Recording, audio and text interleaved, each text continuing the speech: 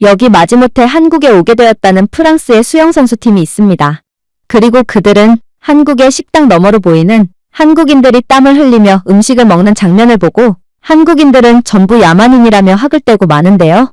그러나 그렇게 등 떠밀려 이곳 식당에 들어가게 된 그들은 음식이 나오자마자 그대로 얼어붙으며 이럴 수는 없다며 무릎을 꿇고 말았다고 합니다. 그렇다면 이들이 한국에서 대체 어떤 경험을 했던 것일까요? 안녕하세요. 제 이름은 카밀 푸르니에이고 저는 프랑스 툴루즈의 경쟁력 있는 수영선수입니다. 최근까지만 해도 저는 거의 쉬는 날 없이 수영 연습에만 몰두하곤 했습니다. 하지만 요즘 들어 이상 기온으로 인해 유럽이 점점 더 더워지면서 저는 여름 때만큼은 도저히 연습에 집중할 수가 없게 되어버렸어요. 안 그래도 열악한 전력망을 가지고 있는 유럽, 특히나 프랑스였는데 더운 날씨로 인해 전력 수요가 늘어남에 따라 이제는 전력망이 과부하되어 저희 도시인 툴루즈는 아예 장기적인 정전이 나버렸거든요. 저희 팀 수영장은 이제 미지근한 녹색 모기알과 떨어진 천장 먼지 그릇으로 변해버렸음에도 시의회는 언제 전력 및 수도 공급이 재개될지 알 수 없다는 황당한 발표만을 일삼았는데요. 심지어 코치는 40도에 육박하는 더위 속에서도 학교 주차장에서 저항대를 가지고 훈련하자고 제안하는 정신나간 소리를 해왔기에 저는 그를 인권침해 혐의로 신고하는 것을 진심으로 고려하기도 했어요. 그러나 문제는 해결될 여지가 보이지 않았어요. 프랑스 남부의 도시들은 워낙 잦은 정전과 낮은 수압으로 유명했기에 다른 도시들도 공공수영장을 전부 폐쇄해버리고 말았거든요. 그런데 그렇게 꼼짝없이 저희의 여름 연습 기간을 그대로 날려버릴 위기에 직면한 그때 저희 팀원 휴고가 저희의 운명을 완전히 바꿔놓는 충격적인 소리를 해오기 시작했습니다. 해결책은 간단해. 한국으로 전지훈련을 다녀오면 되거든. 그는 한국은 세계 최고 수준의 공공시설을 갖추고 있다고 했는데 심지어 한국의 일부 실내 수영장에는 에어컨까지 완비되어 있다는 믿지 못할 말까지 해오더라고요. 당연히 이건 정말 말도 안 되는 헛소리였습니다. 저는 어느 예능에서 한국과 관련한 내용을 본 적이 있어요. 그들은 폭염 속에서 끓는 뜨거운 국물을 먹으며 시원함을 느낀다고 주장하더군요. 땀을 뻘뻘 흘리면서 말이죠. 아무래도 한국인들은 여름에 에어컨도 못 켤 정도로 가난한 국가고 그래서 시원함을 너무 갈망하던 그들은 결국 땀을 뻘뻘 흘리면서도 시원하다고 말하는 그야말로 정신이 완전히 나가버리는 지경에 이르게 된 거겠죠. 그래서 저는 그런 한심하고 수준 낮은 나라 따위는 절대로 가지 않겠다고 선언해버렸습니다. 하지만 휴고는 물러서지 않더군요. 그는 태블릿으로 한국의 깨끗한 지하철역, 첨단적인 수영장 시설 등의 사진으로 프레젠테이션을 시작했거든요. 그가 보여준 사진만 보면 한국의 수영장은 마치 리조트나 정부 지원 스포츠센터처럼 으리으리했어요. 하지만 이 정도의 시설쯤은 한국에서는 너무나도 당연하게 여겨지는 평범한 수준일 뿐이라고 하더군요. 아무리 부유한 국가라도 이 정도의 인프라를 구축하고 유지할 수는 없을 것입니다. 그러니 휴고는 잘못된 정보를 얻고 거기에 깜빡 속아 넘어간 것이 분명했어요. 그러나 다른 팀원들은 지금 유럽 전체가 심각한 전력망 붕괴에 직면한 지금 어차피 이대로 가만히 있어도 아무것도 못하는 것은 마찬가지 아니냐며 그냥 속는 셈 치고 한국에 한번 가보는 게 어떻겠냐며 휴고의 주장에 힘을 실어주었고 그렇게 저는 바보 같은 팀원들 때문에 등 떠밀려 한국으로 가게 되었습니다. 그리고 인천국제공항에서 비행기를 내리자마자 저를 비롯한 팀원들 모두는 한국에 온 것을 완전히 후회하며 절망하고 말았죠. 왜냐하면 한국은 너무나도 더웠기 때문입니다. 마치 누군가 안에서 만두를 찌면서 오븐을 연 것 같았어요. 비행기에서 내리자마자 안경에 김이 서릴 정도로 더웠습니다. 특히나 더위에 약한 마리오는 제 뒤에서 숨을 헐떡였어요.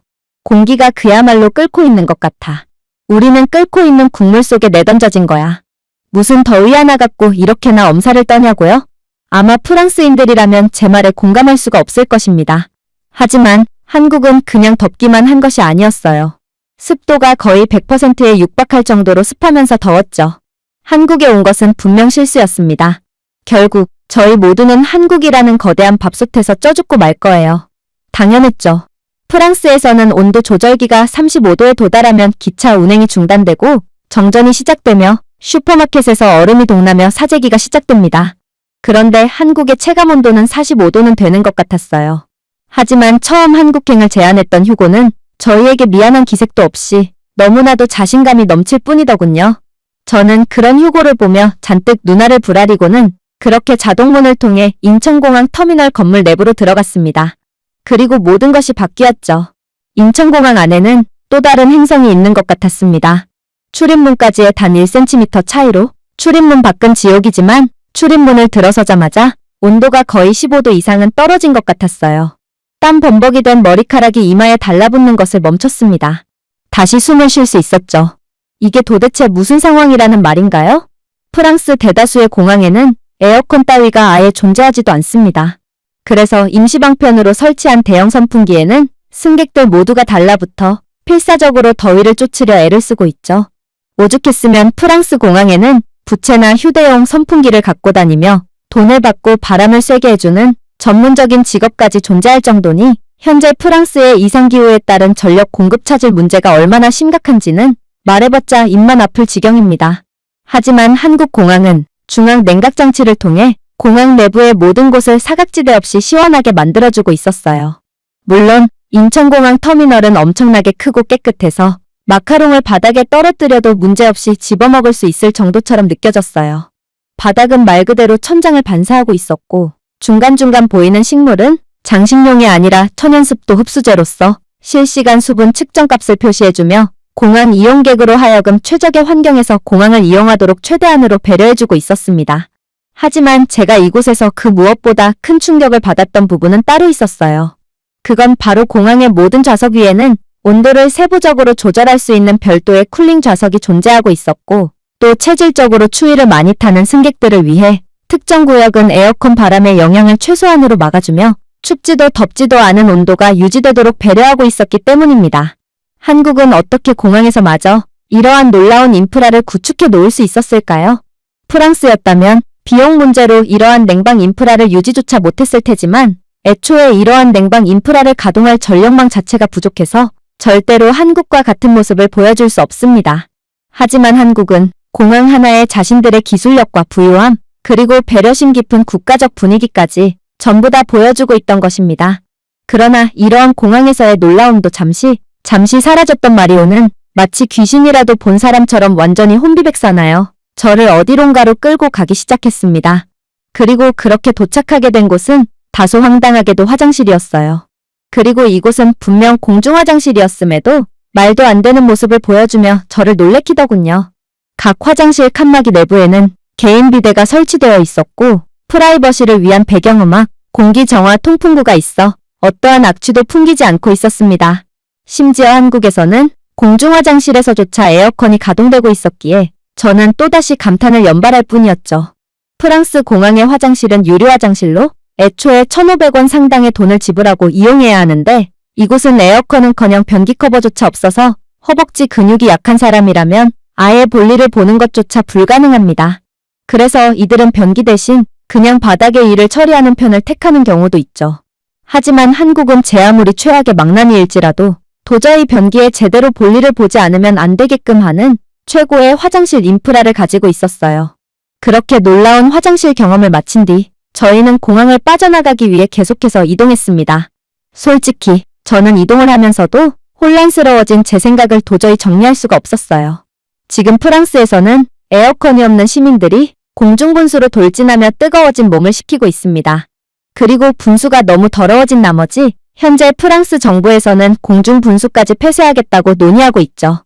하지만 한국에서는 그냥 건물 내부로만 들어와도 천국을 느낄 수 있어요. 도대체 한국과 프랑스는 같은 21세기를 살아가는 국가가 맞다는 말인가요? 하지만 저는 이러한 현격한 격차를 도저히 인정할 수가 없었습니다. 그리고 그건 처음 한국행을 제안했던 휴고를 제외한 모두가 그랬죠. 한국은 그저 공항처럼 보여지는 부분에만 인프라를 몰빵해 놓은 기형적인 국가일 것이 분명합니다. 당연했죠. 한국인들 모두가 이렇듯 시원한 에어컨 바람을 어디서든 쐴 수 있을 정도로 부유한 사람들이라면 이런 지옥 같은 여름 날씨에 뜨거운 음식을 먹는 미친 행동 따위는 하지 않았겠죠. 그들은 그저 에어컨 바람을 너무 쐬고 싶지만 가난해서 쏠 수 없는 현실의 벽에 좌절한 나머지 한여름에 뜨거운 음식을 먹는 정신 나간 문화를 가지게 된 사람들입니다. 그러니 일반적인 한국인들이 거주하는 곳으로 이동한다면 저희는 한국의 실체를 낱낱이 깨달을 수 있을 것입니다. 그렇게 저는 현실을 부정한 채 지하철로 향했어요. 그리고 그렇게 도착한 지하철에서 저희 모두는 하나같이 똑같은 말을 외쳤죠. 잠깐만, 여기 진짜 지하철역 맞아? 5성 호텔 로비 아니야? 당연했습니다. 프랑스에서 지하철이란 여러 가지 뜻을 의미하거든요. 그래피티로 덮인 벽, 소변의 악취, 각종 쓰레기와 쥐떼 등 지하철은 그야말로 지저분함의 대명사입니다. 하지만 한국 지하철은 마치 바닥이 고급 쇼핑몰처럼 반짝이고 있었어요. 공기는 또다시 맑고 시원했죠. 스크린에는 지하철 도착 시간뿐만 아니라 차량당 정확한 승객 수와 온도 쾌적 등급이 표시되고 있었는데 한 객실은 냉방 칸으로 22도의 시원한 온도를 유지하고 있었고 다른 칸에는 추위에 취약한 사람들을 위해 26도의 온도를 유지하고 있기도 했어요. 그야말로 이러한 극한의 온도에서 프랑스인들은 몸의 열기를 식히기 위해 공중분수로 몸을 던지지만 한국인들은 지하철 하나만 탑승해도 완전히 몸을 식힐 수 있던 것입니다. 심지어 그렇게 탑승한 지하철에는 밀폐된 공간에 수많은 사람들이 탑승해 있기도 했어요. 그럼에도 지하철 내부의 온도는 차갑고 또 공기 상태도 쾌적했죠. 이렇게나 많은 사람들을 감당하고 있다니 한국은 대체 어느 정도 수준의 에어컨 성능과 공기정화 장치를 갖추고 있다는 말인지 저는 이러한 마법 같은 한국의 지하철에 깜짝 놀라고 말았어요. 에어컨이 전혀 가동되지 않는 프랑스의 지하철에 탑승한 승객들의 셔츠는 제2의 가죽처럼 땀에 절어등에 달라붙어 있습니다. 이로 인한 땀 냄새와 오래된 지하철 냄새는 정말 구역질을 치밀게 하죠. 심지어 프랑스 지하철은 너무 오래돼서 천장에서 물까지 새는데 몇몇 사람들은 그 차가운 녹슨 물로 체온을 식혀야겠다며 녹물까지 맡고 있는 상황이기에 저는 이렇듯 한국과 너무도 차이가 나는 프랑스의 상황을 회상하며 현타까지 느껴야 했습니다. 하지만 한국은 무슨 이런 걸로 현타를 느끼냐고 말해오는 듯 제게 더욱 충격적인 장면을 보여줄 뿐이었죠. 한국의 지하철 시스템은 모든 실시간 온도 상황을 감지하고 있었고 서울의 온도가 35도를 돌파하자마자 냉방을 강화한다는 방송을 내보낸 뒤 실시간으로 냉방 수준을 조절하고 있었거든요. 심지어 저희가 천국 같은 환경에서의 이동을 마친 뒤 드디어 지하철 하차를 하려고 하자 마리오는 갑자기 신들린 사람처럼 호들갑을 떨더니 놀라운 이야기까지 해오기 시작했어요. 그녀는 지하철 객실 내부의 한 QR코드를 스캔했는데 이 QR코드는 저희가 가장 시원하게 이동을 할 수 있는 경로를 알려주는 충격적인 정보를 제공했거든요. 한국은 이미 가장 시원하게 환승할 수 있는 경로 혹은 가장 시원하게 이동할 수 있는 최적의 경로를 계산하는 길찾기 기술까지 개발한 국가였는데 이 길찾기 기능에는 실시간 혼잡 정보, 환승 가이드, 경로별 체감 온도까지 표시된 실시간 경로 지도가 깜빡이고 있기까지 했기에 저는 그야말로 불가능이라는 게 없는 한국의 기술력에 까무러칠 수밖에 없었죠. 저희가 역의 플랫폼을 빠져나가는 동안 마리오는 계속해서 중얼거릴 뿐이었어요. 어떻게 한국은 이런 무지막지한 기술을 개발해내고도 아무도 자랑하지 않을 수가 있지? 그래서 더 충격적이야. 프랑스였다면 우리가 개발한 이 기술을 대대적으로 자랑하며 미쳐 날뛰었을 게 분명해. 그 말이 맞았습니다. 한국은 전 세계를 발칵 뒤집어 놓을 정도의 기술을 갖추고 있었음에도 조용히 자신들만 이러한 최첨단 문명을 누리고 있었어요. 그렇게 저는 어쩌면 한국에서 생각지도 못했던 놀라운 경험을 할 수 있을 거라는 기대감을 가진 채 계속해서 이동하게 됩니다. 그러나 서울 지하철이라는 영광스러운 지하 유토피아에서 발을 뗀 순간 저는 한국의 극한의 기후에 또다시 무릎을 꿇고 말았어요. 두껍고 축축하며 그야말로 강력한 밀도를 자랑하는 더위가 제 코를 완전히 막는 것 같은 기분이었어요. 뼈까지 찌는 듯한 열과 습도는 저를 완전히 좌절케 만들었거든요. 이건 비인간적이야. 저는 그저 휴대폰을 움켜쥐며 신음했습니다. 제 화면은 현재의 습도가 100%에 육박한다며 제가 지금 수영장에 있는 거냐고 물어오더라고요. 그렇게 저희가 푹푹 찌는 더위에 녹아가고 있을 때 저는 바로 앞에 작은 식당에 유리 너머로 벌어지고 있는 충격적인 장면을 목격하게 되었습니다. 마치 밥솥에서 마라톤을 하는 듯 땀에 흠뻑 젖은 한국인들이 김이 펄펄 나는 국물을 마시고 있었거든요. 제가 TV에서 봤던 바로 그 장면이었어요. 지금처럼 더워 죽기 딱 좋은 날씨에 한국인들은 녹은 액체 마그마가 담긴 그릇을 비우고 있었습니다. 그릇 안의 증기는 마치 핵 냉각탑처럼 공중으로 치솟았습니다. 한국인 손님들은 얼굴이 붉어지며 이마를 격렬하게 닦았지만 놀랍게도 그들은 미소를 짓고 있더라고요. 그리고 기본적인 한국어 정도는 알아들을 수 있는 휴고는 그들이 뜨거운 국물을 비우면서 시원하다라고 외치고 있다고 말해왔어요. 마리온이 눈을 깜빡였습니다. 그가 방금 그 뜨거운 용암을 상쾌하다고 불렀다고? 앙투아는 그저 표정을 찡그릴 뿐이었어요. 아마 휴고가 잘못 알아들은 것일 수도 있고 아니면 열사병 증상일 수도 있어. 그야말로 한국인들은 더위를 먹어서 미쳐버린 거지. 제가 구급차라도 불러야 하나 고민하는 순간 갑자기 휴고가 더 이상은 안 되겠다며 해당 식당에 들어가기 시작했어요. 지금 더워 죽으나 저 뜨거운 국물을 먹고 더워 죽으나 똑같아. 이왕 참을 수 없는 더위인데 그냥 한국인들을 똑같이 따라해보기라도 하자고. 혹시 알아? 한국인들의 행동을 그대로 따라했다가 우리의 더위가 전부 사라져 버릴지 말이야. 저는 절대로 저 뜨거운 용암을 먹지 않을 것입니다. 그래서 휴고를 말리기 위해 빠르게 그를 따라간 뒤 팔을 잡았어요. 하지만 그 순간 휴고가 식당 문을 열자 얼음처럼 차가운 공기가 식당 밖으로 뿜어져 나왔습니다. 그랬습니다.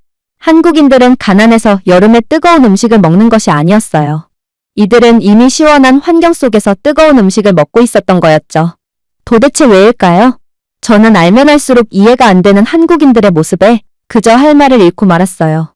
그리고 휴고가 주문한 대로 똑같이 삼계탕이라는 음식을 주문해보기로 했죠.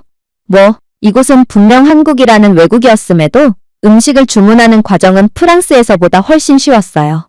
식당의 각 테이블에는 주문을 할 수 있는 개인 태블릿이 있었고 알레르기 여부, 향신료 수준 맞춤 설정, 그리고 메뉴 선택에 따라 세부적인 영어 설명까지 제공하고 있었기에 한글을 모르는 외국인들도 쉽게 메뉴를 이해하고 주문을 할 수 있었거든요. 더욱 놀라웠던 건 아무리 간단한 음식일지라도 주문을 한 지 1시간은 지나야 느릿느릿 음식이 제공되기 시작하는 프랑스와는 달리 한국에서는 주문을 한 지 단 몇 분 만에 김이 모락모락 나는 그릇들이 저희 앞에 도착했다는 것입니다. 심지어 한국에서는 저희가 주문하지 않은 푸짐한 반찬들까지도 전부 무료로 제공되었죠. 삼계탕은 마늘 냄새, 인삼 냄새, 할머니의 치료제 같은 고대의 약재 냄새가 수세기에 걸쳐 전해져 내려오는 것 같았는데 마리오는 겁에 질려 도저히 숟가락을 움직일 생각을 안 하더군요. 너 정말 그걸 먹을 거야? 이 더위에? 저는 제 옆에 정장 차림의 남성들이 땀으로 얼굴을 반짝이며 시원하다는 말을 반복하는 모습에 용기를 얻었고 그렇게 조심스럽게 삼계탕 한 숟가락을 먹게 되었습니다. 삼계탕은 예상대로 용암처럼 뜨거웠어요. 혀가 충격에 휩싸였고 뇌는 지금이라도 늦지 않았으니 도망가라는 명령을 내렸죠. 저는 마치 누군가 이마에 수도꼭지를 연 것처럼 즉시 땀을 흘리기 시작했습니다. 처음에는 한여름에 이런 음식을 대체 왜 먹는지 이해가 안 갔지만 곧 이상한 일이 일어났어요. 얼마 후 땀은 더 이상 고통처럼 느껴지지 않았거든요. 한 숟가락 더 떠서 부드러운 닭고기를 떼어내자 거의 녹아내리는 것 같은 기묘한 평온함이 느껴졌어요. 국물은 감칠맛, 풍미 등 제가 한 번도 접해보지 못한 깊은 맛이 났어요.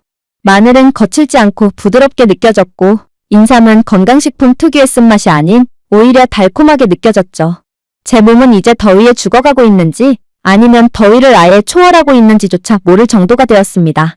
그럼에도 삼계탕을 멈출 수는 없었어요.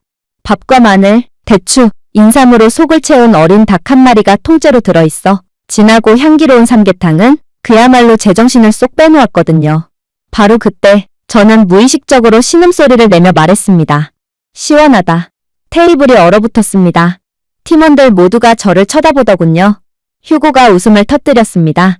너 방금 뭐라고 말했어? 분명 30분 전까지만 해도 이런 뜨거운 음식을 먹고 시원하다고 말하는 한국인들을 보고 미쳤다고 한 건 바로 너였잖아. 저는 그저 부끄러움에 고개를 푹 숙일 뿐이었어요. 드디어 한국인들을 이해한 것 같아. 저는 주위를 둘러보았습니다. 모든 한국인들도 저와 똑같이 정체 모를 시원함을 느끼고 있더군요. 그들은 땀을 흘리며 웃고 있었어요. 심지어 저희의 옆 테이블에 앉은 한국인 아저씨들은 제게 다소 서툴지만 분명한 영어를 구사해오며 한여름에 뜨거운 국물을 먹는 것만큼 시원한 게 없다며 엄지손가락을 치켜 올렸는데요. 특히나 마리온이 거의 금방이라도 녹아버릴 것처럼 땀을 비처럼 흘리고 있자 그는 식당 내에 비치된 셀프바로 가서 냉장고에서 갖꺼낸 물수건을 마리온의 목에 걸어주기까지 했어요. 그러자 마리온은 조금 숨통이 트였다는 듯 다시금 여유로운 미소를 되찾았죠. 그러고는 한국인 아저씨들은 삼계탕을 잘 먹는 제가 대견했는지 자신이 갖고 있던 한국의 전통 부채까지 선물로 주시며 처음 보는 제게 엄청난 호의를 베풀어 주시기까지 했어요. 심지어 그들은 저희를 위해 직접 셀프바에서 맛 좋은 반찬들이나 차가운 보리차까지 가져다 주었기에 저는 이러한 삼계탕 식당의 정겨운 분위기에 완전히 녹아들었죠. 그리고 저는 마침내 한국의 더위를 더위로 이겨내는 이열치열을 이해하게 되었습니다. 열을 부정하는 것이 아니라 열을 직접 마주하고 마스터하고 그것을 공동체적이고 심지어 즐거운 것으로 변화시키는 한국만의 방식이었죠. 그러나 프랑스는 한국만의 이러한 놀라운 문화를 절대로 이해할 수 없을 것입니다. 프랑스는 한국처럼 열을 다룰 수 있는 능력 자체가 없거든요. 안타깝게도 현재 프랑스는 전례 없는 폭염으로 고통을 받고 있음에도 이에 대한 대비가 전혀 안 된 프랑스 식당에서는 에어컨은커녕 선풍기조차 구비해두지 못하고 있고 에어컨을 가진 몇 안 되는 식당에는 수많은 기후 피난민들이 몰려들며 아예 장사 자체를 할 수 없는 상태라고 하는데요. 더위에 지친 프랑스 시민들은 아예 식당에 무단 침입해서 텐트까지 치며 에어컨 바람을 무단으로 쐬고 있고 몇몇은 에어컨 바람이 잘 통하는 곳에 자리를 돈을 주고 판매까지 하는 지경에 이른 상태기에 프랑스는 아예 폭염 때문에 도시 시스템 자체가 붕괴된 상태라고 해도 과언이 아닙니다. 그러나 한국은 지옥 같은 무더위를 어디에서나 터져나오는 에어컨과 함께 자유자재로 다루고 있다니 저는 이러한 양국의 현격한 수준 차이에 결국 할 말을 잃고 말았죠. 그렇게 식사를 마친 저희는 땀으로 흠뻑 젖은 몸을 에어컨 바람 앞에서 1분 만에 말리고는 다시금 수영시설로의 이동을 시작했습니다. 놀랍게도 한국의 수영장은 지하철역 바로 옆에 존재하고 있었기에 저는 미친 듯한 폭염 더위를 거의 느끼지 않고 수영장 시설에 도착할 수 있었는데요. 사실 인프라가 부족한 프랑스에서는 수영장 시설이 교통과 동떨어져 있는 외딴 곳에 떨어져 있는 게 기본이기 때문에 차량이 없으면 수영장 시설을 이용하는 건 거의 불가능에 가깝습니다. 그래서 대다수의 프랑스인들은 수영장을 단 한 번도 가보지 못했고 이러한 형편없는 접근성 때문에 수영은 돈이 많은 사람들만 할 수 있는 귀족 스포츠라는 오명까지 갖고 있는 게 사실입니다. 그렇게 어렵게 수영장에 도착해도 인프라가 형편없는 프랑스에서는 종종 물 공급 부족으로 인한 임시 폐쇄라는 팻말을 보게 되는 경우가 흔하기에 아예 훈련 자체를 통으로 날려버리는 경우도 심심치 않게 있지만 말입니다. 하지만 한국에서는 매우 편리한 접근성을 가진 수영장 시설이 여러 곳 존재하고 있었고 그래서 한국에서는 남녀노소 할 것 없이 수영장 센터에 들어와 모두가 건강 증진 및 취미생활을 즐기고 있었어요. 저는 이러한 상황 자체를 거의 받아들일 수가 없었고 그렇게 한국인 접수 데스크 직원에게 속사포 같은 질문 공세를 쏟아내게 되었습니다. 지도를 보니 이곳 근처에 5분 거리에 또 다른 수영장이 있더군요. 한국은 어떻게 이게 가능한 겁니까? 프랑스였다면 수압 부족으로 인해 한 지역에 이렇게나 많은 수영장 시설을 갖추어 놓을 수는 없을 거예요. 그런데 한국은 어떻게 이 정도의 인프라를 가질 수 있는 거죠? 설마 이곳은 외국인들에게 잘 보이기 위한 계획도시라서 그런 건가요? 그러자 이 한국인 직원은 지금 무슨 기괴한 소리를 하냐는 듯 저를 쳐다보더니 이내 놀라운 답변을 건네오기 시작했어요. 글쎄요. 수도 인프라가 열악해서 수영장 공급이 제한적이라는 이야기는 20년 전에도 들어본 적이 없네요. 애초에 저는 한국에서 살면서 단수를 경험해 본 적도 없어요. 물 공급이 불안정해서 수도 공급이 안 된다고요? 만약 한국인들이었다면 그 즉시 항에 전화를 하는 것도 모자라 거리에서는 시위까지 열릴 거예요.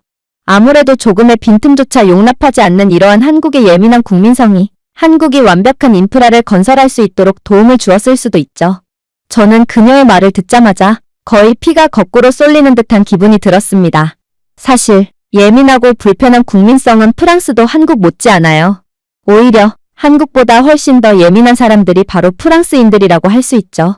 그러나 똑같이 민원과 항의를 제기하지만 이를 고치기 위해 실제로 행동으로 옮기는 한국과는 달리 프랑스는 그저 책임을 회피하고 누군가에게 책임을 전가하기 바쁩니다. 이러한 양국의 차이는 지금과 같은 폭염 상황에서도 현격히 드러나죠. 전력 공급 불안정 및 에어컨 자체가 없어서 시원한 바람을 쐬지 못한 프랑스 국민들은 매일같이 땀을 한 바가지 흘리고 있습니다. 그러나 프랑스에서는 수도 공급조차 불안정하기에 이들은 땀을 흘리고도 도저히 씻을 수조차 없죠. 하지만 한국에서는 가장 열악한 지역에서조차 씻을 걱정을 하는 일 따위는 없다고 했어요. 한국에서는 산골 오지마을에서조차도 매우 깨끗한 물, 심지어 뜨거운 온수가 콸콸 나오는 것은 너무나도 당연한 일이기 때문입니다. 그리고 이렇듯 짧은 거리에 여러 곳의 수영장 시설이 존재하는 것 자체가 한국의 세계 최고 수준의 인프라와 부유함을 여실히 증명한다고 할 수 있죠.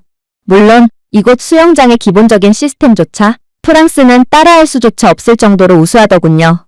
사실 저는 프랑스에서조차 수영장이 물 부족으로 폐쇄된 마당에 열악한 국가라고 생각했던 한국에서 수영장 시설을 이용할 수 있을 거라는 기대를 전혀 하지 않았습니다. 그래서 저는 어떠한 수영 장비도 챙겨오지 않았죠.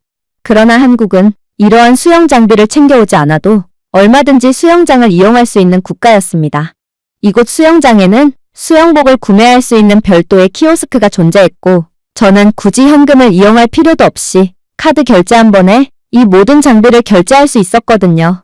특히나 수경과 수영모의 경우 이곳 수영센터 카운터에서 별도로 대여해 주기까지 했는데요.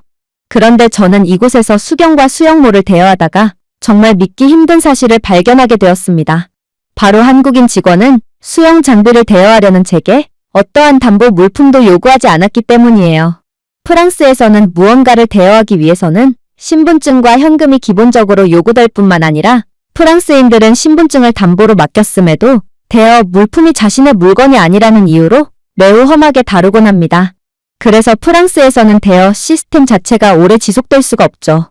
결국 저는 이런 식으로 마구잡이로 대여를 진행하다간 분명 모든 대여 물품이 도난당하고 말 거라며 한국인 직원 앞에서 거의 질색을 했습니다. 하지만 한국인 직원은 유창한 영어를 구사하며 충격적인 말을 해오기 시작하더군요. 글쎄요, 이건 그냥 수영모와 수영안경일 뿐이에요. 별 대단히 비싼 물건도 아니죠. 그런데 이런 걸 누가 훔쳐가겠어요? 실제로 저는 이곳에서 2년 동안 일하고 있는데 대여 수영 장비를 반납하지 않고 그냥 간 경우는 단 한 번도 없어요. 이런 걸로 양심을 속인다고요? 설마요. 저는 이러한 한국과 프랑스의 소름 돋도록 현격히 차이나는 시민의식 수준에 결국 고개를 푹 숙이고 말았습니다. 애초에 만약 한국인들이 물건을 마구잡이로 훔치는 사람들이었다면 대여 시스템 자체도 운영하고 있지 않았겠죠. 하지만 역시나 한국은 5,000원짜리 수영모도 전부 훔쳐가 버리는 프랑스인들과는 차원이 다른 사람들이었던 것입니다. 그러나 저는 아직까지도 모르고 있었습니다. 제가 지금까지 본 모습은 한국이 앞으로 보여줄 모습에 비한다면 10분의 1 수준도 안 되는 모습이었다는 것을 말이죠. 일단 저희는 본격적인 수영시설로 진입하기 전 탈의실을 거쳐야 했습니다. 그리고 늘 그랬듯이 저희의 귀중품을 전부 한데 모아 탈의실 구석진 곳에 숨기기 위해 마땅한 곳이 있나 살피고 있었죠. 그런데 그때 중년의 한국인 여성이 저희를 걱정스럽다는 눈빛으로 쳐다보더니 이내 번역앱을 통해 말을 걸어오는 거 아니겠어요? 혹시 놓고 간 물건이 있는 건가요? 제가 당신의 물건을 찾을 수 있도록 도와드릴게요. 그녀의 말에 저는 그저 태연하게 대답할 뿐이었어요. 아니요. 탈의실 라커룸은 믿을 수가 없어서 귀중품을 숨겨놓을 마땅한 장소가 없나 찾아보는 중이었어요. 제가 온 프랑스에서는 이러한 과정이 당연하게 여겨지거든요. 그러자 이 중년의 한국인 여성은 무슨 뚱딴지 같은 소리를 하냐는 듯 저를 쳐다보더니 이내 충격적인 말을 해오기 시작했습니다. 뭐라고요? 라커룸 안은 잠겨져 있는데 도대체 당신의 귀중품을 어떻게 훔쳐갈 수가 있단 말이에요? 그리고 한국인들은 당신이 굳이 귀중품을 라커룸 안에 놓고 잠그지 않아도 절대로 훔쳐갈 사람들이 아니에요. 그녀의 말에 저희 팀원 모두는 거의 박장대소를 할 뻔했어요. 아니, 아무리 한국이라도 그렇지. 이건 너무 오바를 하는 거 아닌가요? 그러나 그렇게 이 아주머니의 손가락이 가리키는 곳으로 시선을 던졌을 때 저희 모두는 예상치도 못한 기괴한 장면을 목격하고 그대로 완전히 넋이 나가고 말았습니다. 바로 탈의실 한편의 의자에는 웬 지갑 하나가 놓여 있었기 때문인데 그 지갑은 누구도 손대지 않았는지 지폐가 그대로 들어있었어요. 도대체 이게 무슨 상황이란 말인가? 저는 이 중년의 여성에게 자초지종을 묻게 되었는데 그녀는 이내 경악을 금치 못할 말을 해오더라고요. 보세요. 사람들은 가끔 실수를 하곤 합니다. 그리고 저기 보이는 지갑의 주인은 깜빡하고 자신의 지갑을 라커룸에 넣지 않고 그대로 수영장 내부로 들어간 모양이에요. 저는 이곳 수영장 센터를 5년 동안 다녔고 이렇듯 스마트폰을 만지다가 그대로 의자에 놓고 가는 경우 지갑 등의 귀중품을 미처 라커룸에 넣어두지 않거나 챙기지 않고 그냥 가버리는 경우를 수도 없이 봐왔어요. 하지만 이곳에서 잃어버린 물건이 결국 주인에게 돌아가지 못했다는 이야기는 들어본 적도 없어요. 보세요. 이곳은 탈의실이고 그러니 CCTV조차 찾아볼 수 없어요. 만약 누군가 물건을 훔침으로써 완전 범죄를 꿈꾸었다면 쉽게 그럴 수 있다는 이야기죠. 하지만 한국인들은 절대로 남의 물건에 손대지 않아요. 이게 바로 한국이죠. 저희 모두는 일동 그대로 얼어붙고 말았습니다. 프랑스에서는 마스터키를 통해 모든 시설을 돌아다니며 라커룸을 열어 귀중품을 훔치는 전문적인 직업까지 존재하는 상황입니다. 심지어 시설 직원이 직접 라커룸을 열고 자신의 고객의 물건을 훔치는 경우도 있어서 프랑스에서는 그야말로 그 누구도 믿을 수가 없어요. 수영선수인 저희는 이러한 귀중품 도난 경험이 수차례나 있을 뿐더러 한 번은 누군가가 제 고가의 옷과 스마트폰 및 귀중품을 전부 훔쳐간 적이 있었기에 저는 그대로 꼼짝없이 수영장에 발이 묶인 채 부모님이 저를 데리러 올 때까지 헐벗은 채 수치스러운 기다림을 지속해야 한 적도 있습니다. 하지만 한국에서는 제발 훔쳐가 달라고 애원을 하는 듯한 행동을 해도 한국인들은 절대로 돈 앞에서 인간이길 포기하는 사람들이 아니었어요. 그리고 한국인 아주머니의 남의 물건을 훔치는 행위 자체를 이해하지 못하는 것 같은 표정을 본 저는 도대체 한국이라는 나라는 뭐하는 국가인가 싶어 할 말을 잃고 말았습니다. 물론 라커룸 시설 말고도 이곳에는 프랑스의 수영센터에서는 볼 수 없는 놀라운 것들이 가득했어요. 일단 헤어드라이어가 10수대나 구비되어 있고 샤워 장비 또한 10수대나 구비되어 있다는 점도 놀라웠어요. 프랑스였다면 애초에 도난 문제로 헤어드라이어 자체가 자물쇠로 잠겨있을 뿐더러 샤워 시설도 동전을 넣어야 작동되도록 조치를 취해놨을 것이 분명합니다. 당연했죠. 프랑스에서는 이러한 공공시설의 장비나 물을 훔쳐가는 도둑들이 판을 치고 있거든요. 심지어 애초에 프랑스는 전력 및 수도 공급이 매우 불안정해서 헤어드라이어 10수대를 한 번에 작동한다면 건물 전체에 정전이 일어나고 말 것이 분명해요. 그러나 한국의 그저 평범한 수영센터가 보여준 모습은 그런 프랑스를 완전히 개발도상국으로 만드는 충격적인 모습이었고 저희 모두는 그저 한국의 무지막지한 모습에 일동경악을 할 수밖에 없었죠. 특히나 마리오는 이러한 한국의 상상을 아득히 초월하는 인프라와 높은 시민의식 수준에 깜짝 놀랐는지 거의 이성을 잃어버린 채 모든 헤어드라이어를 동시에 작동하고 또 모든 샤워 시설의 물을 동시에 틀어보기도 했는데요. 하지만 한국의 전력망 및 수도 인프라 수준은 정말로 세계에서 가장 뛰어난 수준인지 모든 시설을 동시에 작동해도 조금의 불안정한 모습도 보이지 않았고 심지어 한국에서는 이러한 공공 샤워 시설에 뜨거운 온수를 비롯한 샴푸까지 제공되고 있었기에 저희 모두는 그저 까무러칠 수밖에 없었습니다. 프랑스에서는 고급 호텔에서도 종종 온수 보급이 중단될 정도로 인프라가 매우 불안정하고 열악하며 샴푸 등의 비품을 무료로 제공한다면 그대로 훔쳐가고 말 것이 뻔하거든요. 그러나 선진국 시민인 한국인들은 그런 일 따위는 일평생 단 한 번도 겪지 못하는 사람들이었던 것입니다. 그렇게 저희는 완전히 넋이나간 채 수영장 시설로 향했어요. 그리고 막 남자 탈의실에서 나온 다른 남자 팀원들도 저희와 똑같은 완전히 얼이 빠진 표정을 하고 있더군요. 아무래도 그들도 탈의실에서부터 한국과 프랑스의 아득한 수준 차이를 인지하고 깜짝 놀라고 말았던 거겠죠. 하지만 저희는 아직 놀라기는 일렀어요. 한국 수영장 시설의 모습은 저희의 프랑스에서의 프로 선수 경력을 완전히 부정할 정도로 놀라웠거든요. 일단 수영장은 매우 깔끔하게 잘 관리되고 있었을 뿐만 아니라 물도 지속적으로 교체를 하고 있는지 물의 색깔도 매우 푸르렀어요.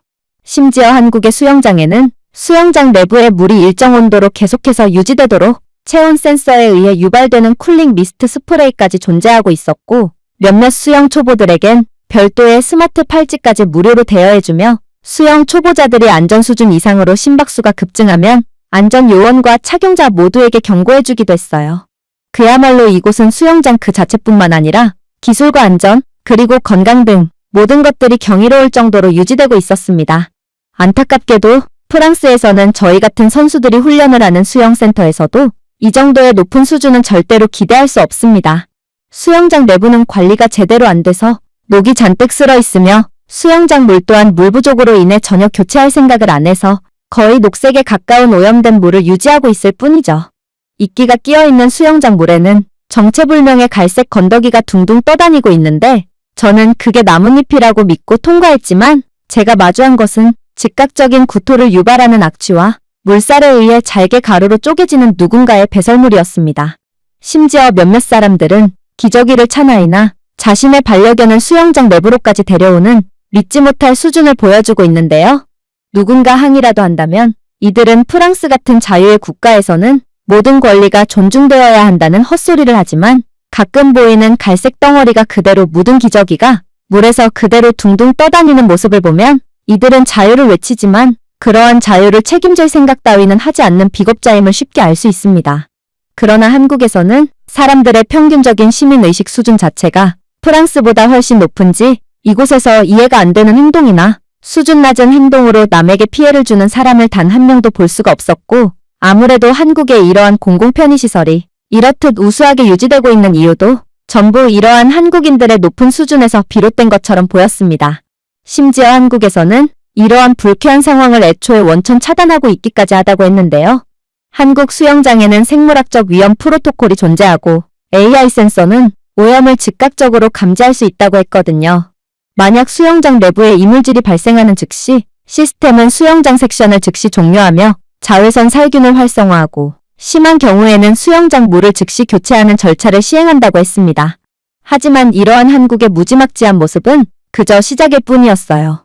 제가 이곳에서 가장 놀랐던 부분은 한국에서는 어린아이들의 수준조차도 믿을 수 없을 정도로 높았다는 점이었거든요. 일단 한국의 수영장에는 무료 화장실이 곳곳에 존재했는데 아이들은 수영을 하다가도 급한 생리적 신호가 오면 곧바로 물에서 벗어나 화장실에 다녀오며 남을 배려하는 모습을 보여주었습니다. 그러나 프랑스에서는 상황이 조금 달라요. 프랑스 수영장에는 넓은 공간에 화장실이 단 하나밖에 존재하지 않을 뿐더러 이 화장실은 유료 화장실이기에 수영장을 이용하는 프랑스인들은 그저 물에서 생리적 현상을 해결하는 편을 선택하곤 하거든요. 저는 언제 한 번은 물에서 뜨거운 무언가를 느끼게 되었고 곧바로 제 뒤에 있던 남성이 수영장 물속에서 소변을 보았다는 것을 인지하게 되었는데요. 그런데 제가 그의 수준 낮은 행동에 질색을 하며 맹렬히 항의를 하자 그는 부끄럽지도 않은지 오히려 제게 역으로 화를 내더군요. 수영장이 곧 무료 화장실인데 내가 왜 아까운 돈까지 써가며 유료 화장실을 이용해야 하지? 그리고 어차피 이 거대한 물 속에서 내 소변 분자는 그대로 희석될 거야. 이곳 수영장을 이용하는 모든 사람들이 암묵적으로 수영장 물속에서 볼일을 해결하는 것에 동의한 상황인데 도대체 내가 뭔데 내게 이래라 저래라 하는 거야? 그야말로 프랑스는 대외적인 이미지만 신사적이지 실제의 모습은 정글 그 자체인 것입니다. 하지만 한국인들은 어린아이들조차 프랑스의 어른들보다 높은 의식 수준과 배려의 모습을 보여주었고 저는 이렇듯 아이들마저 모범적인 한국의 미래는 밝을 수밖에 없구나 싶어 절로 박수를 보낼 뿐이었어요. 그렇게 저희는 이곳 수영장에서 본격적인 수영 연습을 하게 됩니다. 그리고 저는 지쳐서가 아니라 도저히 믿기지가 않아서 계속 멈추고 말았어요. 일단 한국의 수영장에는 소독약 등의 약품 냄새가 전혀 나지 않았는데 이 정도로 깨끗한 물은 제 인생에서 처음 경험했기에 저는 제가 이 정도로 저렴한 입장비를 내고 이곳을 이용해도 되는 건가 싶어 죄책감마저 느껴야 했죠. 특히나 이곳 수영장은 AI 시스템을 통해 수영장 적정 인원을 초과하지 않게끔 자체적으로 조절하고 있었는데요. 거기다가 선수용 레일과 아마추어용 레일 등 레벨별로 레일을 명확하게 구분해 놓았기 때문에 저는 어떠한 혼잡도 없이 실전적인 훈련을 계속해서 이어나갈 수 있었어요. 프랑스에서는 분별 없이 인원들을 받아대고 심지어 선수용 레일이 따로 설정되지 않은 경우가 많기에 저는 본의 아니게 느릿느릿 이동하는 아마추어 회원의 엉덩이를 때린 적이 한두 번이 아니었지만 적어도 한국에서만큼은 그런 불상사가 전혀 일어나지 않고 있었습니다. 그런데 이러한 한국에 대한 감탄도 잠시 저는 이내 이곳에서 일촉즉발의 심각한 상황을 목격하게 되고 결국 한국의 수준도 거기서 거기였구나 싶어 완전히 실망할 수밖에 없었어요. 일단 한 아이는 자신의 수영 장비가 사라졌다고 말해오는 듯 수경이 있어야 할 텅 빈 수영모를 붙잡고 울고 있었는데 한 험악한 인상의 한국인 어른이 아이에게 달려와 뭐라고 말을 하며 아이를 강제로 어디론가 끌고 가기 시작했거든요.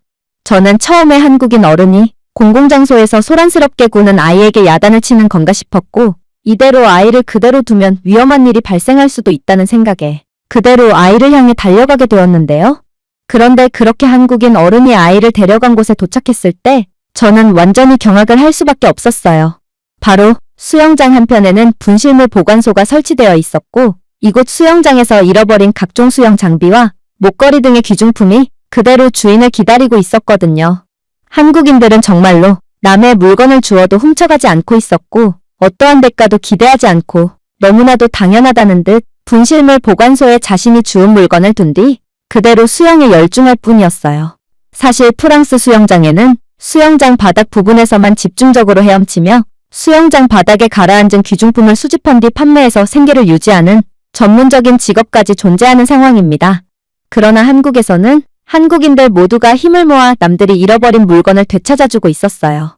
결국 아이를 이곳으로 데려온 한국인 어른은 아이를 혼내려던 것이 아닌 울고 있는 아이의 문제를 해결해주기 위해 자신의 시간을 내가면서 아이를 도와줬던 거였습니다.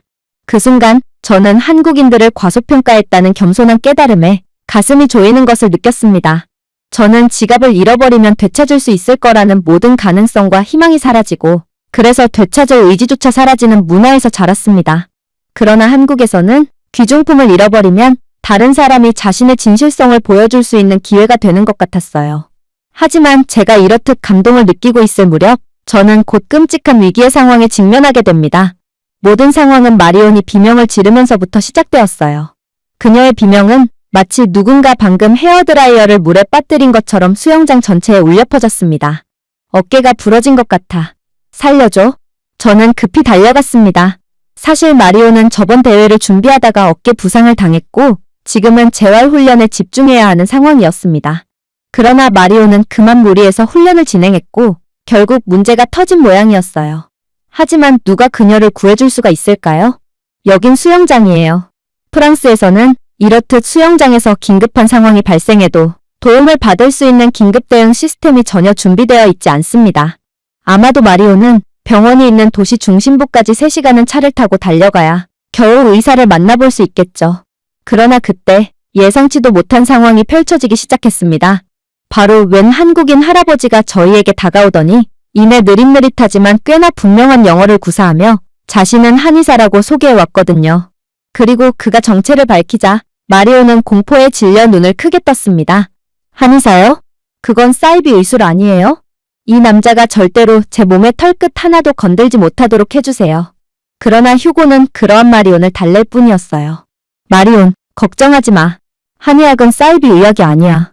우리 아버지도 파리에 있는 한의원을 다니면서 거의 못 쓸 정도로 상태가 나빴던 왼쪽 무릎을 치료하게 되었는걸? 프랑스 의사들은 손도 쓰지 못했음에도 말이야. 사실 어차피 마리온에겐 선택권 따위는 없었습니다. 그녀는 지금 고통 때문에 숨이 넘어가기 직전이었는데 이런 수영장에서 무슨 도움을 받을 수가 있겠어요? 그리고 이 할아버지 한의사는 침착하게 방수 수영 가방을 열어 바늘과 알코올 물티슈를 꺼내 마리온에게 즉각적인 조치를 취하기 시작했어요. 할아버지는 마리온의 등과 어깨를 부드럽게 눌렀고 이내 부러지지 않았어요 라고 말했는데 그는 그저 부상 부위를 조심스럽게 만진 것만으로 이건 단순한 근육 경련이라는 전문적인 진단까지 내렸고 곧바로 실력을 발휘하기 시작했습니다. 그는 마리온의 어깨에 머리카락처럼 얇은 바늘 몇 개를 삽입한 다음 주변 근육을 마사지했는데 마리온의 다리가 경련을 일으키는 것을 보니 그녀는 마치 와이파이 연결이 끊긴 꼭두각시처럼 보이기도 하더군요. 그렇게 치료는 계속해서 이어졌습니다. 그리고 치료가 거의 마무리될 때쯤에는 마리오는 이제 더 이상 고통스러워하지도 않더군요. 이제 움직일 수 있을 것 같아요. 실제로 마리오는 일어서더니 어깨를 회전시켰습니다. 그녀는 마치 신의 얼굴을 본 것처럼 한의사 할아버지를 향해 눈을 깜빡였습니다. 아무것도 느껴지지 않아요. 더 이상 아프지 않아요. 이게 무슨 마법이에요? 한국인 할아버지는 그저 어깨를 으쓱할 뿐이었어요. 마법이 아니에요. 한국이 발전시킨 한의학이라는 의술이죠. 저는 얼어붙은 채로 서 있을 뿐이었습니다.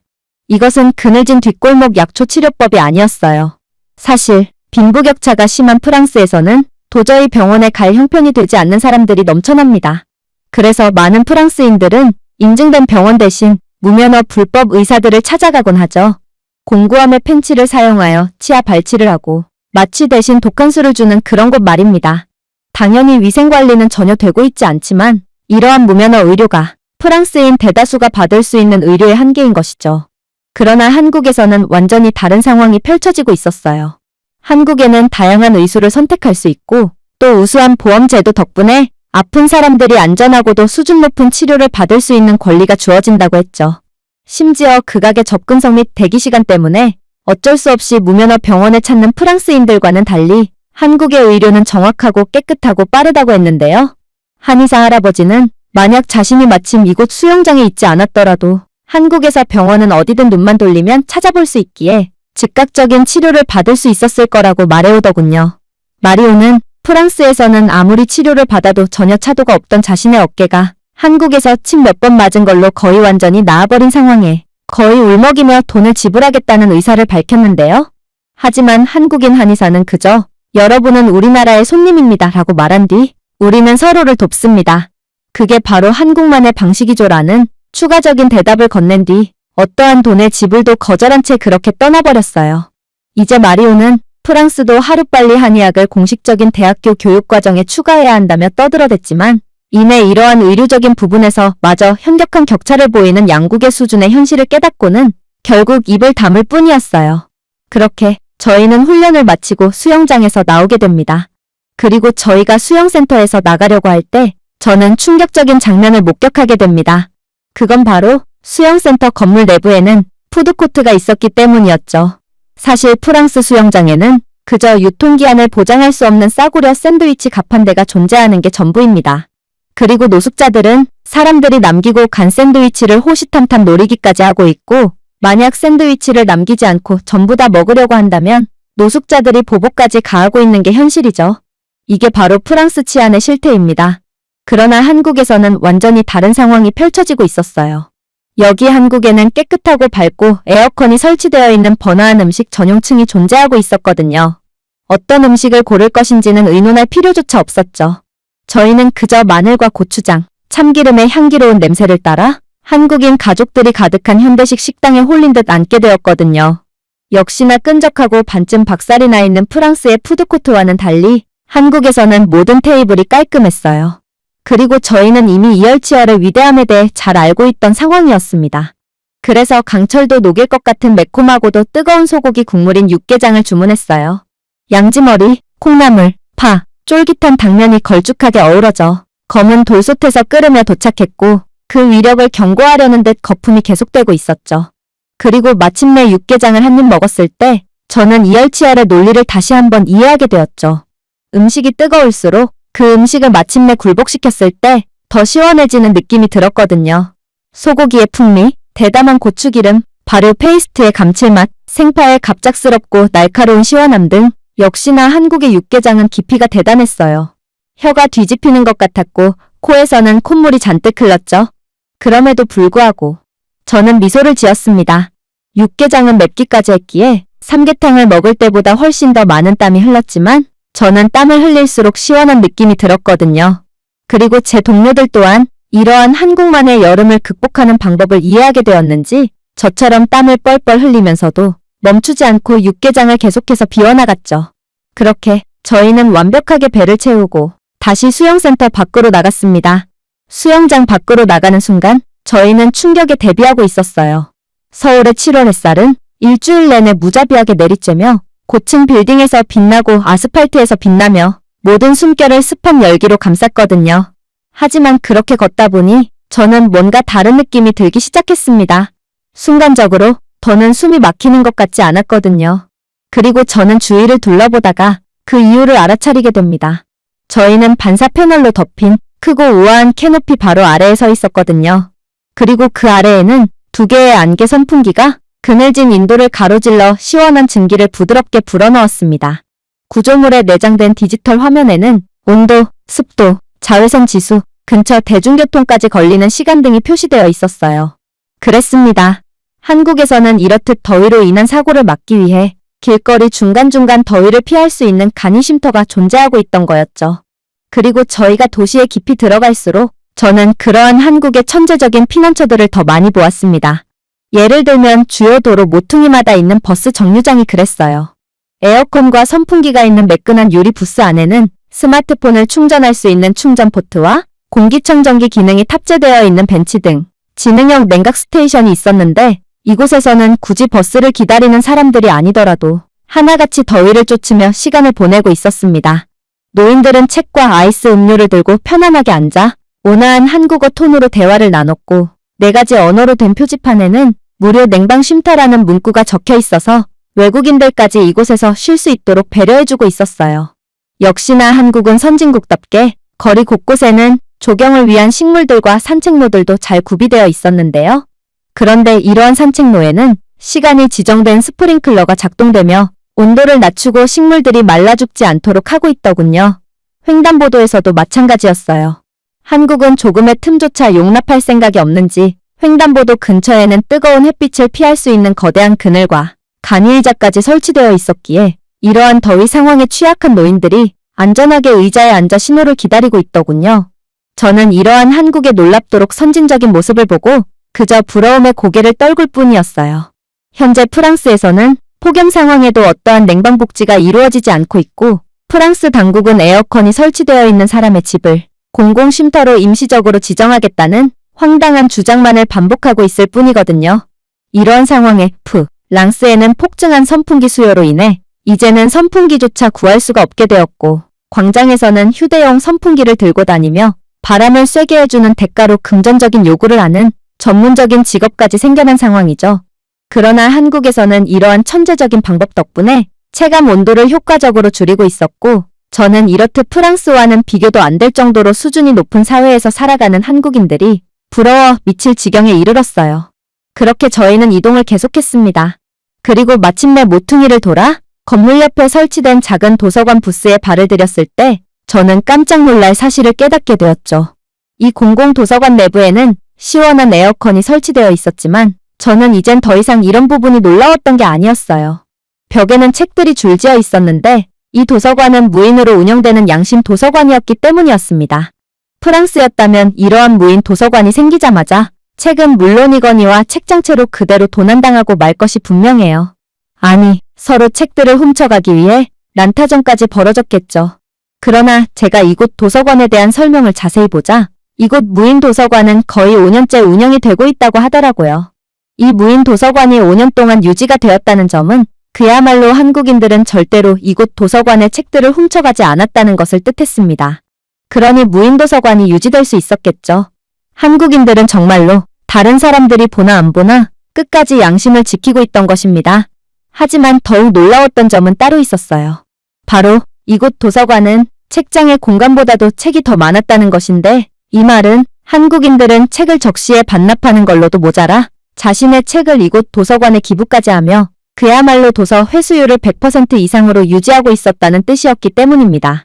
특히나 이곳 무인 도서관 한편에는 차가운 생수와 함께 쿨링타월이 있었는데 알고 보니 이곳 양심 도서관은 폭염 기간에 한 해 무더위 대피소로 운영되고 있다고 하더라고요. 덕분에 한국의 노인들, 택배기사, 어린이, 땀에 젖은 학생들 등 한국인들은 가장 혹독한 계절에도 편안함과 존엄성을 누리며 이곳 도서관을 200% 활용하고 있었어요. 프랑스였다면 이러한 차가운 생수와 쿨링 타월조차 전부 훔쳐가거나 남들이 사용하지 못하도록 훼손을 했을 게 분명했지만 한국인들은 높은 시민의식을 바탕으로 끝까지 인간다움을 보여주고 있었습니다. 저는 이런 믿기지 않는 장면을 보다 보니 문득 하나의 생각이 떠올랐습니다. 처음에는 한국이 천재적인 시스템을 설치했다고 생각했지만 알면 알수록 한국은 단순히 시스템을 설치한 것이 아니라는 생각이 들었거든요. 한국 국민들은 서로가 서로를 중요한 사람처럼 대했고 결국 이러한 선순환이 계속되며 아름다운 사회가 유지되도록 했던 거였죠. 그러고 나서 마치 업보의 굴레에 들어온 것처럼 저는 프랑스에서의 여름을 떠올렸습니다.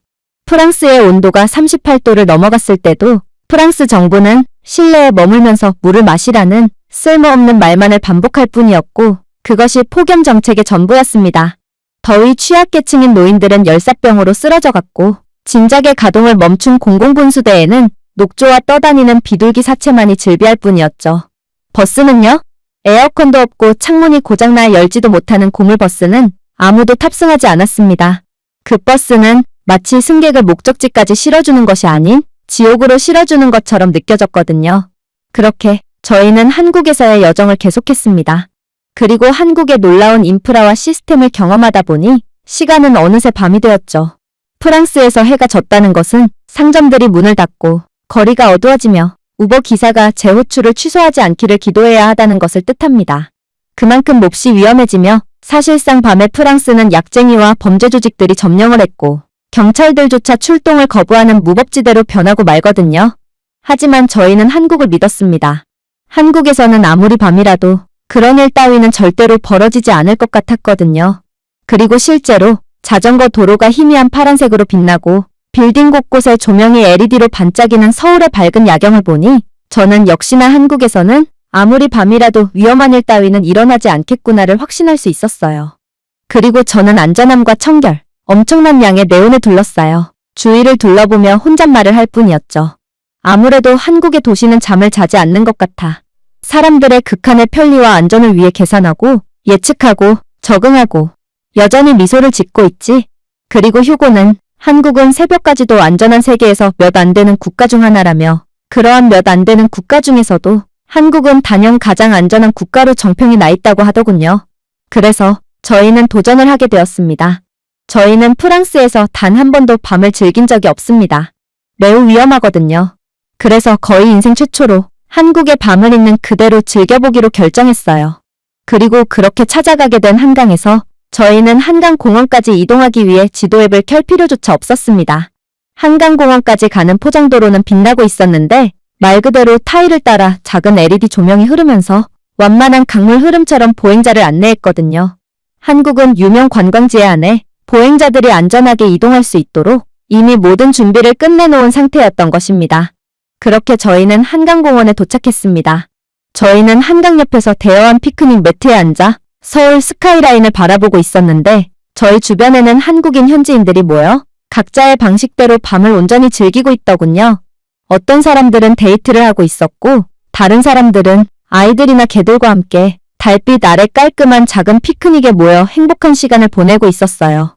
사실 저는 이러한 장면을 보면서도 어안이 벙벙했어요. 프랑스에서 밤의 공원은 그야말로 모든 범법행위가 일어나는 무법지대거든요.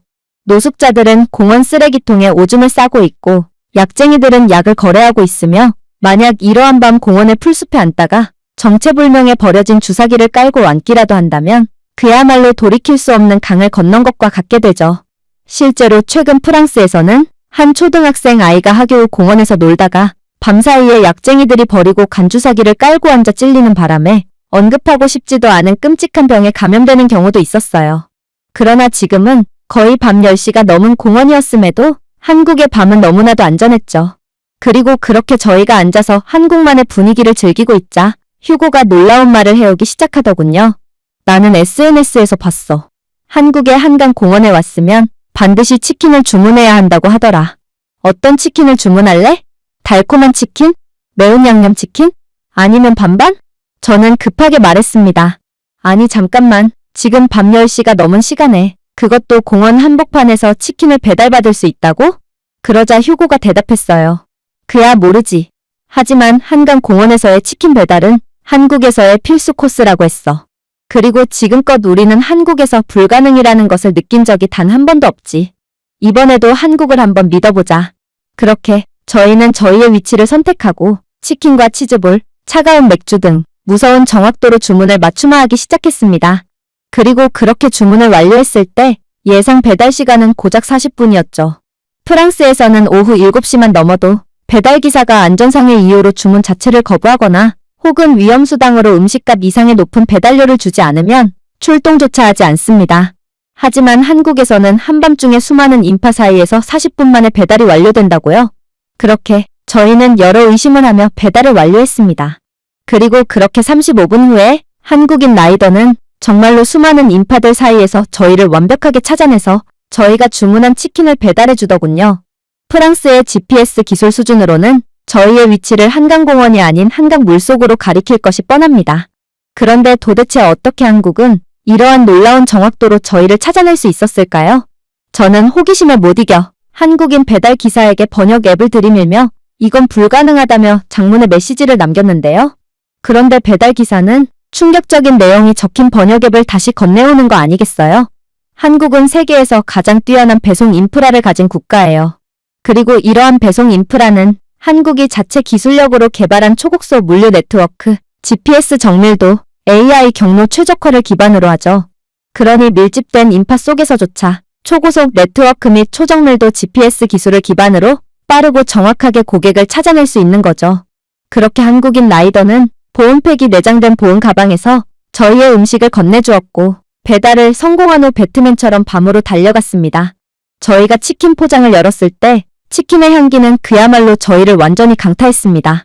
바삭하고 뜨겁고 가볍게 양념한 치킨, 황금 치즈볼, 그리고 얼음처럼 차가운 맥주 한 쌍이 보온 주머니에 쌓여 있었죠. 믿을 수가 없었어요.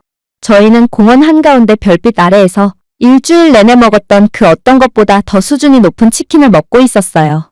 심지어 대부분의 한국인들은 저희처럼 이곳 공원에서 음식을 배달받아 먹고 있었지만 근처에는 쓰레기 한 조각도 없더군요. 다들 쓰레기통으로 가서 정확한 분리수거를 통해 쓰레기를 처리하고 있었거든요. 프랑스였다면 너무나도 당연하다는 듯 자신이 먹다 남은 음식을 그대로 공원 바닥에 버리고 갔겠죠. 그러면 바퀴벌레와 쥐들이 그러한 음식들을 갉아먹고 결국 이러한 놀라운 음식 배달 문화나 한강공원에서의 아름다운 문화도 전부 사라져버렸을 것입니다. 하지만 역시나 한국인들은 수준 높은 시민의식을 기반으로 자신들이 가진 강점을 계속해서 지키고 발전해 나가고 있었습니다. 그렇게 저희는 자정이 넘어서까지 한강공원에서의 시간을 즐겼습니다. 놀랍게도 자정이 넘은 시간이었지만 서울 거리는 여전히 졸린 느낌 자체가 없더군요. 먼 거리에는 미래의 별처럼 네온 사인이 깜빡이고 있었고 산들바람 덕분에 더위를 느낄 틈조차 없었어요. 그리고 그 순간 저는 한간판이 밝게 빛나는 장면을 목격하게 됩니다. 그건 바로 한국의 24시간 편의점이었죠. 프랑스였다면 절도 및 강도의 위험 때문에 진작에 문을 닫았어야 할 편의점이었습니다. 아니, 프랑스였다면 철문으로 굳게 걸어 잠가놓지 않으면 밤사이에 모든 것이 털리고 난 후였겠죠. 그러나 한국은 철문은커녕 과자 매대까지 밖에 그대로 방치해둔 상태였음에도 아무도 물건을 훔쳐갈 생각을 하지 않더군요. 심지어 한국에서 편의점이란 그저 단순히 식료품만을 판매하는 곳이 아닌지 오히려 편의점에서 할 수 없는 것을 찾는 것이 더욱 쉬워 보일 정도로 모든 것을 갖추고 있는 상태더군요. 커피 머신부터 해서 전자레인지, 심지어 터치패드 라면 셰프도 있었습니다. 향신료 수준, 면 종류, 토핑 선호도 등을 탭하면 말 그대로 완벽한 라면을 만들어주고 있었죠. 음식들도 놀라웠어요. 냉장 수제 맥주, 실제로 맛있어 보이는 전자레인지로 조리할 수 있는 한식 도시락, 비타민 워터, 보기만 해도 군침이 도는 즉석라면 등 완벽하게 정리된 아이템들이 줄지어 있었죠. 그렇게 저희는 한국의 주류회사가 만든 수제 맥주와 접을 수 있는 포크가 내장된 치즈 떡볶이 컵을 집어들었습니다. 그리고 삼각김밥, 셀프 히팅 디스플레이 케이스에 재운 핫바 꼬치, 그리고 라면과 한식 도시락까지 골랐어요. 그리고 다른 한국인들이 그랬듯 편의점 앞 테이블에 앉아 시간을 보내기 시작했죠. 그리고 테이블에 앉아 거리를 바라보며 새벽이 넘은 늦은 밤의 시간이었음에도 학생들, 커플들, 그리고 혼자 여행하는 여행자들이 완벽하게 안전한 한국의 거리에서 자신들만의 시간을 보내는 것을 넋놓고 지켜봤죠. 편의점 테이블에서 바라보는 풍경이 지난주 프랑스의 고급 레스토랑에서 보이는 풍경보다 훨씬 더 아름답다니 믿을 수가 없어. 마리오는 거의 어리 빠진 채 중얼거렸습니다. 저는 그저 고개를 끄덕일 뿐이었어요. 프랑스의 편의점들은 오래된 멍투성이의 바나나나 먼지투성이의 오래된 크래커 팩을 판매할 뿐이고 낮에도 노숙자들이 입구 밖에서 동냥을 하고 있지. 그러나 한국은 새벽에도 완벽하게 갖춰진 편의점을 안전하게 이용할 수 있어.